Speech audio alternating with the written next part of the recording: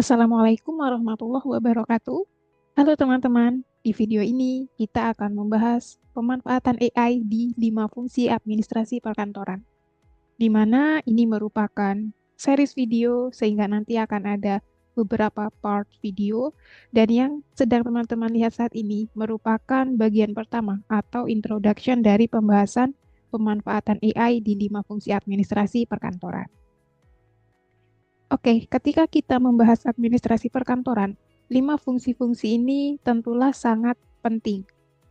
Karena melalui 5 fungsi-fungsi ini akan membawa kita kepada pemahaman sebenarnya esensi administrasi perkantoran di dalam organisasi itu apa aja sih, dan apa saja tugas-tugas yang harus kita lakukan untuk bisa menjadi seorang administrator staff yang upscale atau yang produktif. Oke, sebelum membahas lebih jauh, saya mau mengingatkan bahwasannya kalau kita mau memanfaatkan AI, kita ada baiknya untuk memahami terlebih dahulu bagaimana pemanfaatan AI untuk diri kita. Apakah itu memang suatu kebermanfaatan atau justru sesuatu yang buruk. Teman-teman bisa melihat video dari podcast Endgame, di mana pada video ini menjelaskan kegunaan AI atau dampak AI terhadap kehidupan kita. Nah, beliau adalah Dr. Yasanta, seorang pakar atau pemerhati AI, di mana pada video ini beliau menjelaskan pentingnya kita untuk berhati-hati dalam memanfaatkan AI. Karena dengan perkembangan AI saat ini, terutama adalah generatif AI seperti ChatGPT, Gemini, kemudian juga Microsoft Copilot, ketika kita terlalu sering menggunakannya, khawatirnya otak kita menjadi jarang untuk berpikir. Karena kita cenderung ketika ada masalah apapun atau mencari informasi apapun, langsung mencari ke ChatGPT atau Gemini ataupun Microsoft Copilot dan tools lainnya, sehingga exercise otak kita itu menjadi sangat kecil. Bahkan kecenderungan kita mungkin menggunakan AI sebagai tools analisis, dan disitulah mengurangi bagian kita untuk bisa benar-benar memikirkan sebenarnya suatu yang sedang kita kerjakan tersebut apakah benar ataukah tidak, kemudian tingkat analitisnya seperti apa. Nah, ketika kita terlalu sering menggunakan AI, maka hal ini bisa menjadi hal yang merugikan untuk kita. Dan di video podcast Endgame ini, Dr. Yasanta menyampaikan sebenarnya tidak mengapa kita menggunakan AI, hanya saja harus perlu kita garis bawahi kepada hal-hal yang sifatnya teknis dan tidak mengesampingkan bagaimana kita tetap mengedepankan analytical thinking di dalam penggunaan AI tersebut. Oke, saya sudah mengingatkan berkaitan dengan manfaat dan juga bahaya dari penggunaan AI untuk membantu kehidupan sehari-hari kita. Selanjutnya, teman-teman bisa mengeksplor lebih lanjut berkaitan dengan dampak dan juga untung ini. Nah, sekarang kita akan membahas ketika kita ngomongin AI untuk pekerjaan administrasi perkantoran, sebenarnya AI ini tuh dapat membantu kita untuk menyederhanakan task harian kita loh. Lantas bagaimana kita bisa memanfaatkannya? Nah, hal pertama yang kita harus pahami itu adalah tugas harian kita itu mencakup apa saja. Nah, melalui 5 fungsi administrasi perkantoran, bahwasannya kita dimudahkan untuk membreakdown apa saja sih yang harus kita lakukan di dalam keseharian kita sebagai staf administrasi, bahkan di tingkatan manajemen. Kemudian ketika kita sudah memahami, kita bisa mulai mengeksplor berbagai tools AI yang ada. Nah, tools AI tersebut yang sesuai dengan 5 fungsi administrasi perkantoran apa aja nih? Nanti di video selanjutnya akan kita bahas ya. Tetapi di video ini kita juga akan membahasnya hanya saja sedikit atau hanya spoiler. Nah, ketika kita sudah mengetahui berbagai tools AI tersebut, selanjutnya kita bisa mulai mencocokkan. Kira-kira di setiap fungsi administrasi perkantoran, tools AI apa aja nih yang bisa membantu kita? Kalau sudah dirasa cocok dengan kebutuhan kita bisa mulai menggunakan tools AI tersebut dan kita mendalami kegunaan AI tersebut untuk apa, dan seiring waktu berjalan juga mengevaluasi apakah memang bermanfaat untuk pekerjaan harian kita atau justru merugikan. Oke, kita lanjut ke pembahasan memangnya apa saja sih fungsi administrasi perkantoran. Di sini menurut Kuibel, seorang tokoh administrasi perkantoran yang tersohor, beliau menyampaikan terdapat 5 fungsi administrasi perkantoran. Pertama adalah fungsi rutin, kemudian fungsi teknis, kemudian fungsi analitis, kemudian fungsi interpersonal, dan yang terakhir adalah fungsi manajerial. Di slide ini kita akan membahas satu persatu.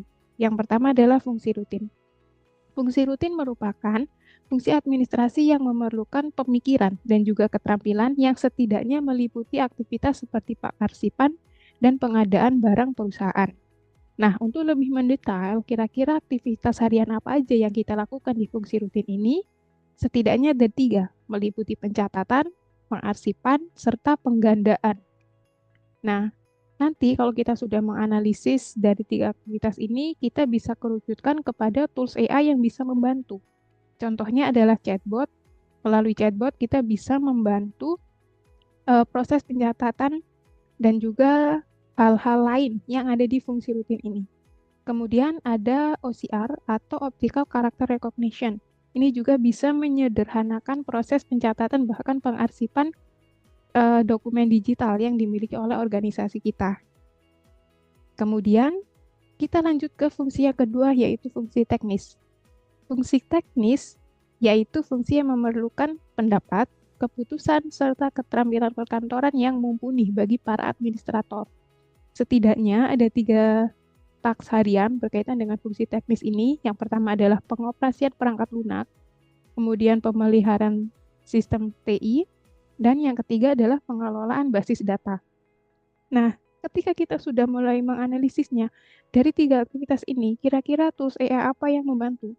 Setidaknya ada tools yang berkaitan dengan otomatisasi data, serta ada QuickBooks. Nah, QuickBooks ini adalah suatu tools AI untuk membantu pengelolaan dari penganalisisan data-data yang ada di kantor, atau pengelolaan basis data. Yang ketiga, kita lanjut ke fungsi analitis yang merupakan fungsi yang memerlukan cara berpikir kritis dan juga kreatif serta kemampuan mengambil suatu keputusan secara cepat dan juga tepat.